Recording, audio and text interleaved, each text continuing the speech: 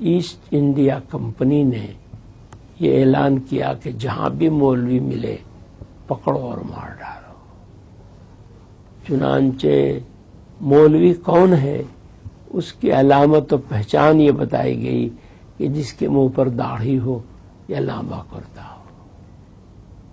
50,000 سے زیادہ داڑھی کرتے والے اس کے بعد پورے ملک میں قتل کیے گئے. دلی اور اس کے قرب و جوار میں جہاں علماء کا گڑھ ہوا کرتا تھا، بڑے بڑے علماء پائے جاتے تھے اور بڑے بڑے کام ہوتے تھے، ان علاقوں میں یہ پوزیشن ہو گئی تھی کہ لوگ اپنی میت کو لے کر گاؤں گاؤں گھومتے تھے کہ شاید فلاں گاؤں میں 12 علماء تھے، شاید کوئی وہاں مل جائے. وہاں پہنچتے تو کوئی نہیں ہے. دوسرے گاؤں میں گئے، تیسرے میں گئے، اور جب لاش میں سے بدبو اٹھنے لگتی تھی تو بنا جنازے کے دفن کر دیتے تھے. یہ حالت ہو گئی. ایسے وقت میں جو چند علماء بچ گئے تھے انہوں نے فیصلہ کیا کہ اس لڑائی کو اگر آگے بڑھانا ہے تو ہمیں اسلامک ایجوکیشن کے انسٹیٹیوشن قائم کرنے چاہیے. اور اس کے 10 سال کے بعد 1867 میں 67 میں دیوبند میں ایک چھوٹا سا مدرسہ شروع کیا گیا. ایک طالب علم، ایک استاد. اور اس مدرسے کے وہ پہلے طالب علم تھے جن کو دنیا شیخ الہند مولانا محمود حسن دیوبندی کے نام سے جانتی ہے، جنہوں نے وہ ریشمی رومال کی تحریک چلائی اور راجہ مہندر پرتاپ کو اس کا صدر بنایا افغانستان کی گورنمنٹ ان ایگزائل کا، اور گاندھی جی کو مہاتما کا خطاب دلوایا اور آزادی کی لڑائی میں گاندھی جی کو لیڈر بنوایا. علماء نے ہی ریشمی رومال کی تحریک شروع کر کے جرمنی اور جاپان کی مدد سے انگریزوں کو ملک سے اکھاڑ پھینکنے کا پلان بنایا. بدقسمتی سے انگریزوں کو ان کے ارادوں کا پتہ چل گیا اور علماء ایک بار پھر انگریزوں کی آنکھ کی کرکری بن گئے.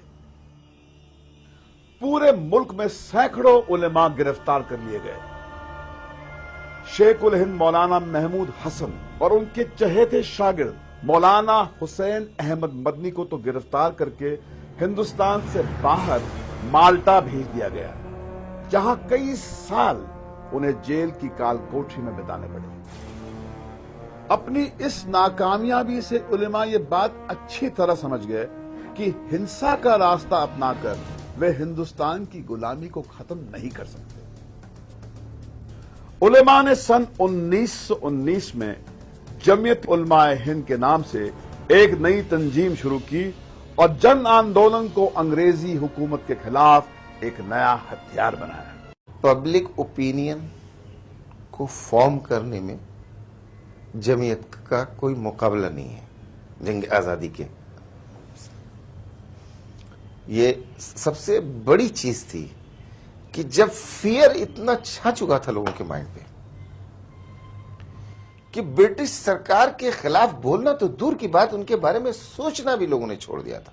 ایسا ذہن بن چکا ہو، آپ اپنے رولر سے اتنے مروب ہو چکے ہوں کہ آپ کی آزادی کی خواہش مر چکی ہو. ایسے وقت میں کچھ لوگ اٹھیں اور آپ کے دل میں آزادی کی خواہش کو جگا دیں، اس سے بڑا کوئی رول نہیں ہو سکتا.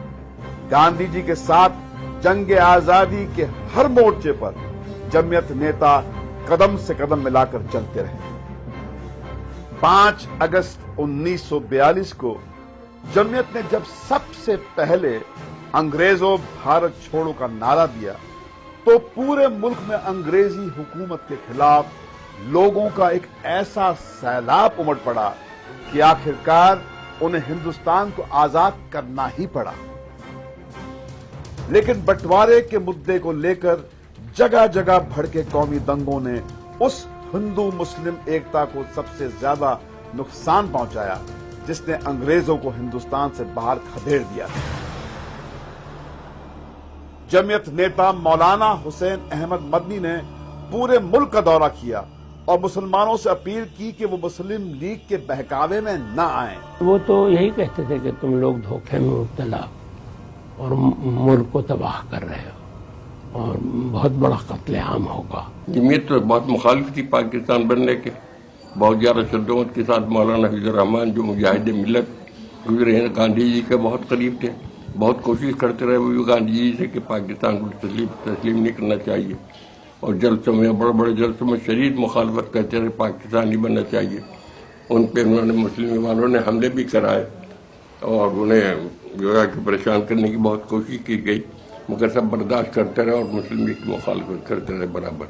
ملک کے بٹوارے کے سمے سے لے کر اب تک ہندوستان میں قومی فسادوں کی کوئی 30,000 وارداتیں ہوئی ہیں۔ سرکاری آنکڑے بھی اس بات کے گواہ ہیں کہ ان سبھی دنگوں میں مارے گئے لوگوں میں 85% سنکھیا مسلمانوں کی ہی ہے۔ آج بھی تعلیم اور ترقی کے بجائے مسلمانوں کے سامنے سب سے بڑا مسئلہ اپنی حفاظت کا ہے۔ مٹھی بھر مسلمانوں کے ہنسا کی کسی واردات میں شامل ہونے کے شک کی سزا پوری قوم کو دی جاتی ہے، ان کا قتل عام ہوتا ہے، ماں بہنوں کی عزت لوٹ لی جاتی ہے، دنگائیوں سے جان بچانے کی بجائے پولیس اور سرکاریں خود مسلمانوں کی جان کی دشمن بن جاتی ہیں۔